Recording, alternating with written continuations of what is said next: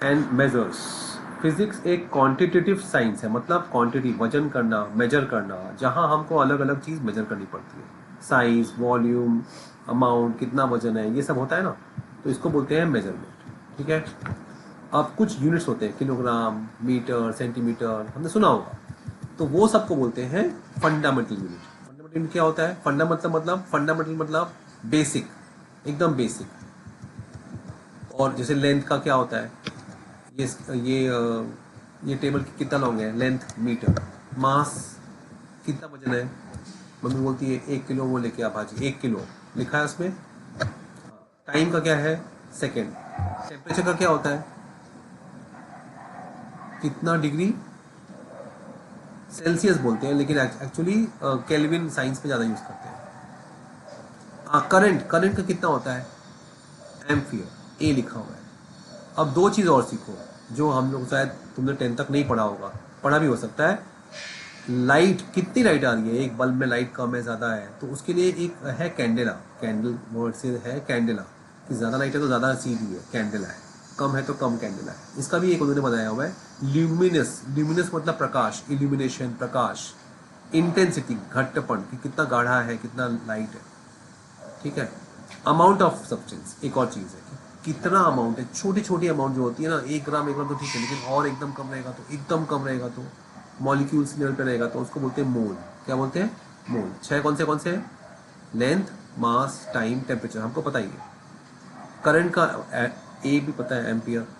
Luminous intensity candela, और amount का मोल। ये यही चीज़ आपको पढ़नी है, हो गया इतना ही। अब डिराइव क्या होता है फंडामेंटल से, जो निकल के आया है। जैसे वॉल्यूम, वॉल्यूम क्या है,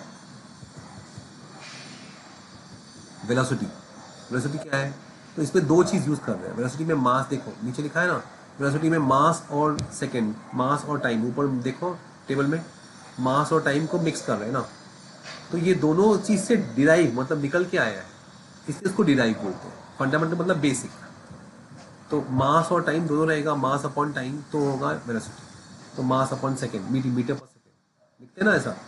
और वो एस के लिए -1 क्यों लिखा है, क्योंकि वो डिनोमीटर जो होता है वो ऊपर आएगा तो -1 आता है उसका साइड।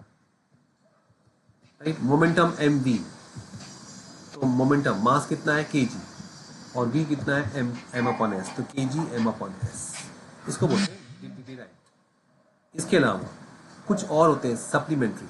7 फंडामेंटल है, कितने, 7 फंडामेंटल। इसके अलावा 2 सप्लीमेंट्री है, जो कि प्लेन एंगल और सॉलिड एंगल। प्लेन एंगल क्या है, कि ये अभी तुमने ये बनाया है, सर्कल बनाया, ठीक है, लेकिन तुमने केक देखा है, केक कैसा होता है, केक होता है सर्कल की तरह, लेकिन उसमें सॉलिड फिल होता है ना, तो 3 डायमेंशनल में रहेगा तो सॉलिड रहेगा। अच्छा, और प्लेन प्लेन एंगल क्या है, देखो यहाँ पे लिखा हुआ है, डायग्राम देखो। Plane angle is the ratio of arc.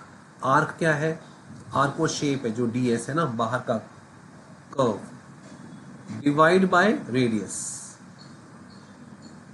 ठीक है। इसको जो जो वैल्यू आएगी वो डी थीटा, मतलब उसका एंगल रहेगा, एंगल।